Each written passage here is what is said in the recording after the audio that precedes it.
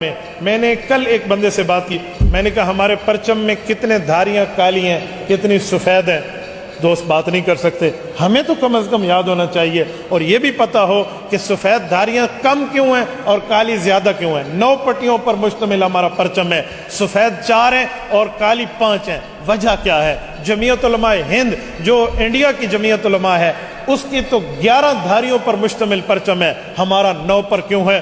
بنیادی بات ذہن میں رکھیں، وہ ہم سے فوقیت میں ہے، ہم سے پہلے ہے۔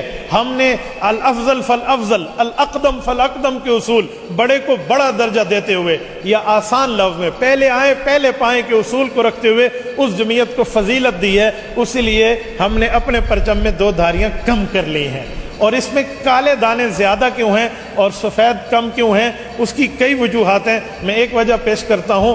مجمع الزوائد میں سیدہ ام المؤمنین سیدہ کائنات رضی اللہ تعالیٰ عنہ کی روایت ان کے ہار کے لیے موجود ہے، جو اماں عائشہ کا غزوہ ذات الرقاع سے واپسی پر جو گم گیا تھا، جس کے لیے تیمم کا حکم اترا ہے، اس ہار میں بھی سفید اور کالے دانے تھے۔ امام حیثمی رحمہ اللہ لکھتے ہیں اس میں کالے دانے زیادہ تھے اور سفید کم تھے۔ اس تشبیہ کی بنیاد پہ ہمارے پرچم میں کالی دھاریوں کو زیادہ رکھا گیا ہے، اور ہمارا پرچم یہ پرچم نبوی ہے۔ ہم پرچم نبوی کہتے ہیں، ہمارے پاس دلیل اور ثبوت نہیں ہوتا۔ مسند احمد میں بھی ہے اور اسی طرح مشکات میں بھی ہے اور ابن ماجہ میں بھی ہے۔ حضرت براء ابن عازب رضی اللہ عنہ کی روایت ہے کہ رسول اللہ صلی اللہ علیہ وسلم کا پرچم جو تھا وہ پرچم مربع تھا اور اس میں دانے دار کالی پٹیاں تھیں، تو یہ اسی سے نکلا ہوا پرچم ہے۔ اور حضور پاک کے پرچموں میں 2 کا ذکر ہے۔ ایک دن ایک بندے نے مجھے کہا کہ حضور پاک کا پرچم تو سفید بھی ہے، یہ مسند احمد میں روایت موجود ہے، تو صرف پرچم نبوی آپ اسے کیوں کہتے ہیں سفید کا ہے؟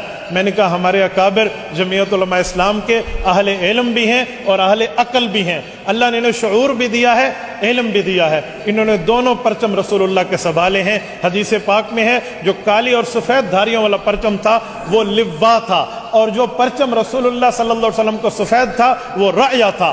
رایا چھوٹے پرچم کو کہتے ہیں، لوا بڑے پرچم کو کہتے ہیں۔ تو جمعیت علماء اسلام بڑی جماعت ہے، اس کے لیے وہ پرچم جو بڑا پرچم نبوی ہے، اور طلب اسلام کی چھوٹی جماعت ہے، اس کے لیے وہ پرچم جو چھوٹا سفید پرچم ہے۔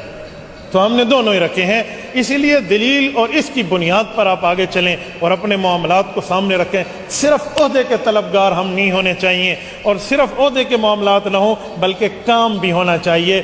کام ہوگا تو اس کا نتیجہ آگے جائے گا معاملہ، اور اس کے ساتھ ذکر اور فکر کا اہتمام۔ اور جمعیت علماء اسلام کی پہلے دن سے آج تک کوئی قیادت ایسی نہیں ہے جس کی کسی نہ کسی شیخ سے بیعت نہ ہو، اسی لیے بیعت کا مشائخ کے ساتھ سلسلے کے ساتھ سہروردیہ، نقشبندیہ، قادریہ، چشتیہ میں سے کسی ایک سلسلے کے ساتھ بھی ہمیں منسلک ہونا چاہیے۔ میں نے مختصر وقت میں آپ کی خدمت میں چند باتیں کی ہیں، اللہ پاک آپ کو اور ہمیں صراط مستقیم عطا فرمائے۔ اقول قولی ھذا واستغفر اللہ وآخر دعوانا ان الحمد للہ۔